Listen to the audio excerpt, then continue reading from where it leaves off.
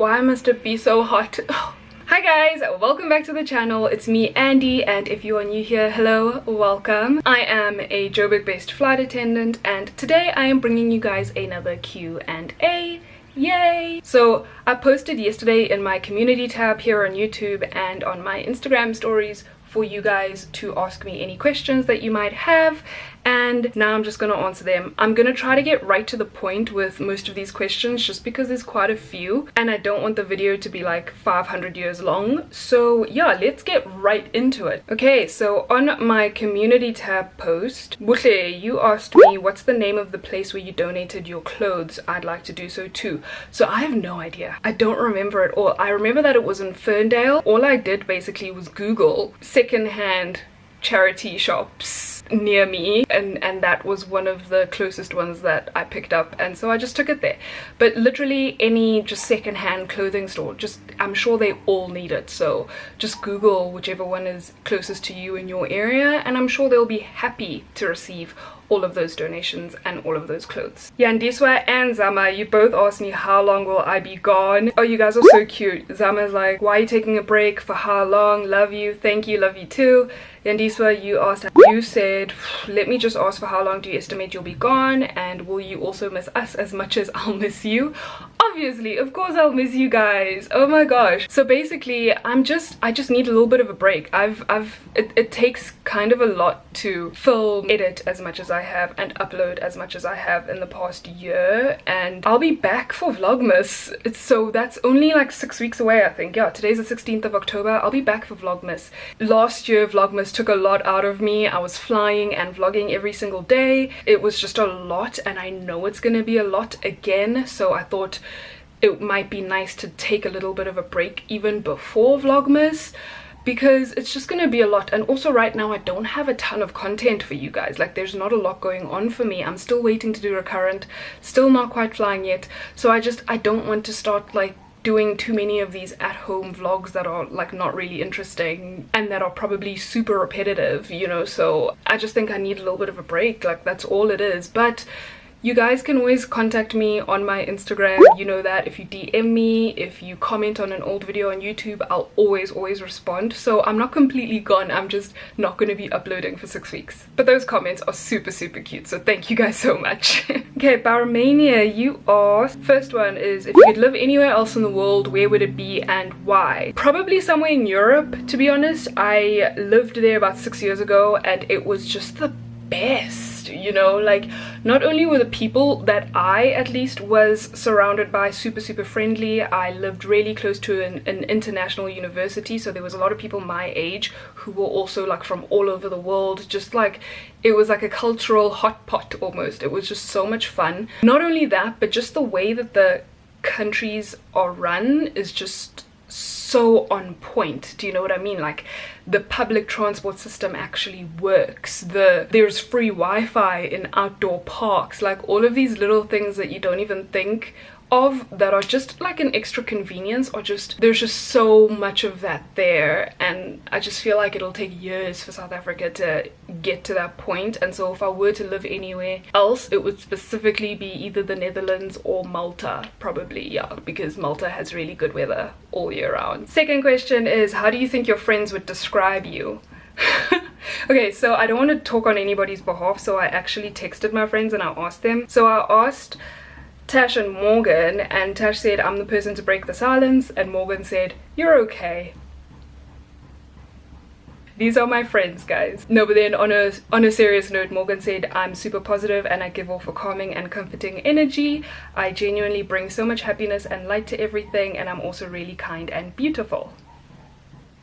I'm really kind and beautiful. Thank you.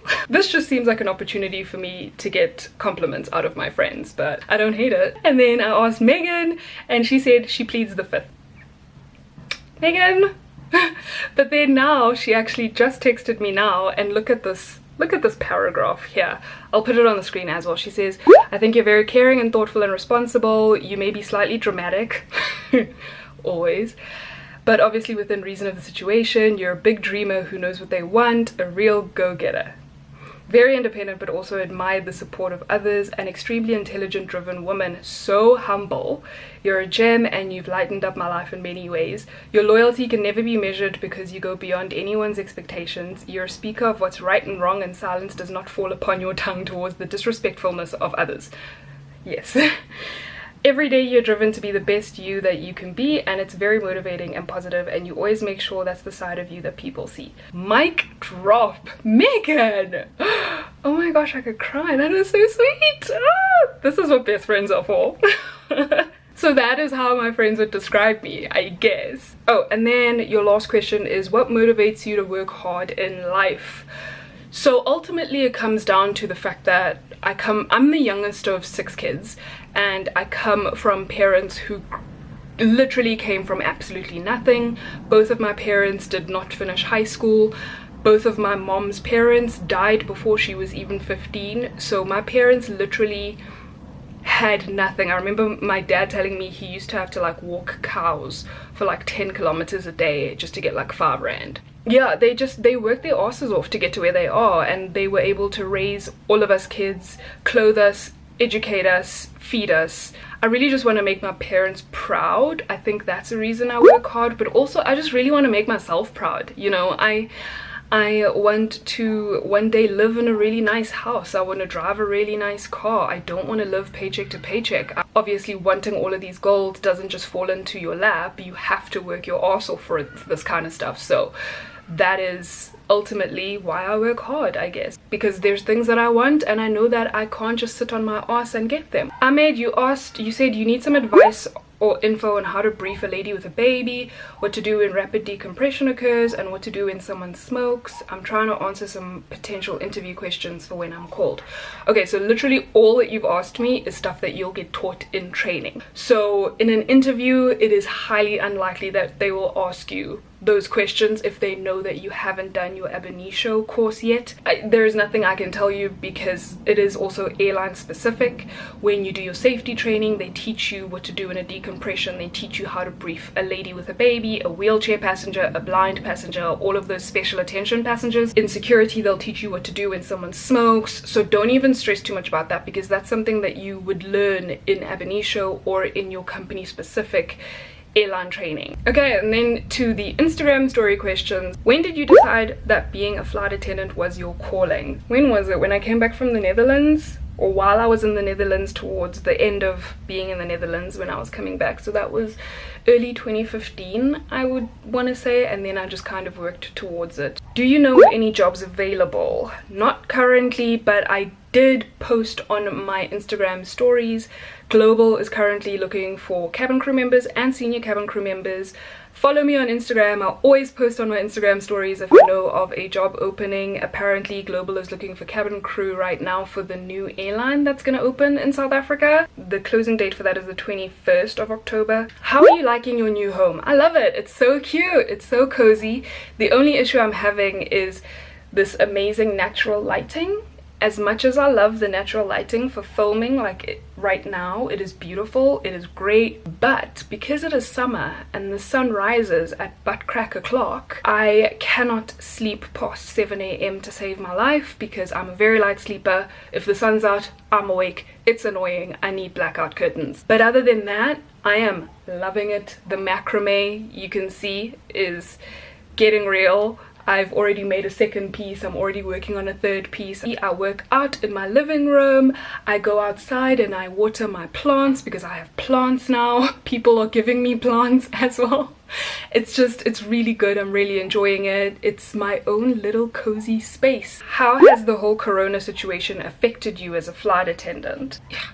I mean, for aviation in general, you need to understand that planes sitting on the ground is a terrible thing for the aviation industry. Just because so many things are up in the air, excuse the pun, I took a pay cut. Paying bills was stressful, you know. We got a little bit of assistance from the government, but it only just helped. On a day-to-day basis, I mean, the only difference for flight attendants, I would say, as far as I know, is the fact that we are not doing service on board. So I feel safe in terms of like being on an aircraft and even working as a flight attendant. We wear a mask now, we wear gloves more often. Flight attendants in general have always washed their hands a lot during flights, but now that's even more amped up. We just don't want our passengers to feel uncomfortable, so we're also a lot more stressed about that. Planes can still take full loads even during COVID, and a lot of passengers feel uncomfortable with that. They prefer to have a whole row to themselves, or at least the middle seat be empty, but that's not something that we can control as flight attendants.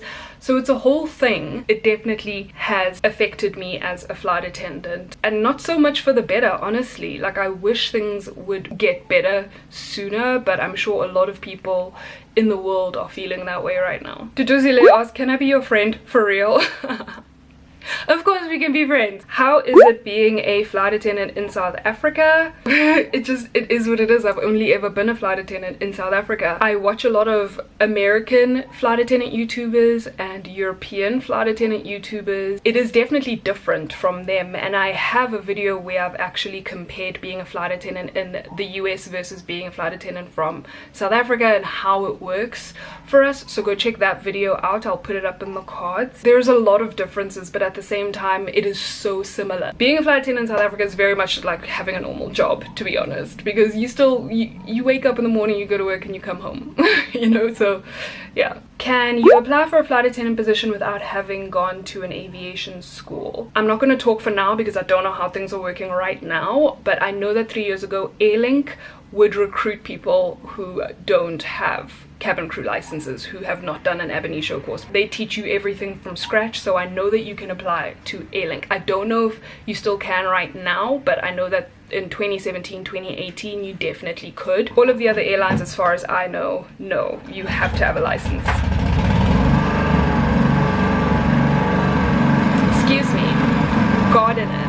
What is your dream airline you would want to work for? I think this goes without saying. I would love to work for SAA. It is our national carrier here in South Africa. They've had some issues over the last few years, so that is probably not really a possibility, but other than them, I don't think there's anyone else I really would want to work for. Guys, this is a random quick edit. Somebody just asked me a question now as I finished filming, but I thought I would add it in as a last minute edit. I'd love to know if you have kids and how old are you? I do not have any children and I am 27 years old. Why did you decide to not fly charter flights anymore? If you watched my charter versus domestic flying video, I compared the two, but I also told you guys why I stopped flying charter in that video, so please go check that out if you want the answer. Do you see yourself as a flight attendant long term? Like forever?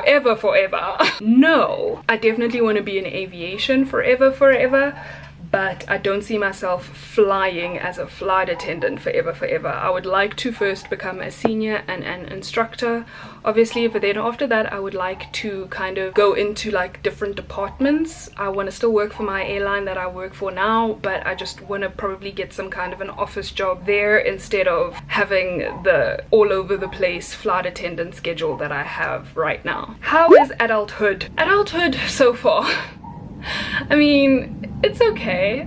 Honestly, I'll be real with you guys. I feel like it's never been a secret that I struggle with adulting, and I'm kind of just like figuring it out as I go, and I try to document when I do like start to figure things out or when I start learning certain things. I don't think it's easy, and I don't think that there's enough people my age talking about that. I feel like, especially if you watch like YouTube videos of people giving like advice on like finances and moving and whatever it is, like careers and things, like I feel like a lot of them come off like they have it figured out, but I feel like majority of us really don't have anything figured out. We're just trying our best. I prefer to be honest and just say, listen, I have no idea what the hell's going on right now, but it's happening.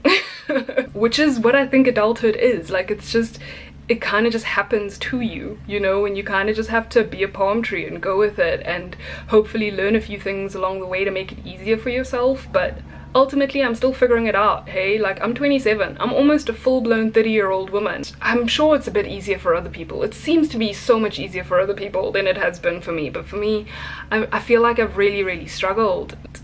It's not my favorite thing. What would you recommend I do while still searching for a flight attendant job? I always say try to get something else in the meantime, and if that is customer service, then that's great because that'll work in your favor when you do get a chance to interview for a flight attendant position. If you're lucky enough to get another type of employment, even if you're just working as a babysitter or a teller or a waitress at a restaurant, that's still something. You're still making some money, so like go for whatever you can go for right now. Don't just sit and wait. Try to get some experience while you can get it, while you have the time to get it. Even if it pays very little, it's still better than nothing. And then before I go, my battery is flashing. Ntswagi asked me if Keegan and I ever get racist comments or looks or rejection from some people because we are an interracial couple, and how do we handle that as a couple. We have been very, very lucky. We have not actually received any sort of discrimination as a couple. We have not had people judge us for being in an interracial relationship. His family absolutely loves me and they've accepted us as we are, and that is just, it's been amazing. I feel truly, truly blessed that those are the people in our lives because they're so accepting. When we're out in public, I feel like people will look anyway, no matter what. Like if I'm walking by myself, people will look. If I'm walking with him, people will look. It doesn't really make a difference. But I've never straight up gotten like weird comments or anything because I'm in an interracial relationship. I have been in those before where we did receive very judgmental looks, very judgmental comments, very racist comments and stuff, and it's not fun. But I am very happy to say that that is not something I have to worry about in this relationship. Okay, I think that those are all of the questions. Thank you to all of you guys who asked me stuff. This was such a good catch-up session. Like I said, I'm going to take a break now for the next several weeks, which I'm so excited about, but I will come back full force into Vlogmas and I can't wait. I hope that you guys are excited as well. Make sure that you are subscribed to the channel with your post notifications turned on because you know me, I will be uploading every single day from the 1st of December until Christmas Day. What a psycho. I'm gonna keep myself busy now for the next 6 weeks. I need to actually crack open my flight attendant manual again because I haven't looked at that in months. I'm gonna probably just be studying. I do have an exam in November for my business management course that I'm studying online, and macrame, guys. So yeah, thank you again for watching this video. I really hope that you guys enjoyed it. Please give it a massive thumbs up if you did because that really helps out my channel, and I will see you guys all on the 1st of December. Continue to spread good vibes and be kind. Bye guys, see you next time.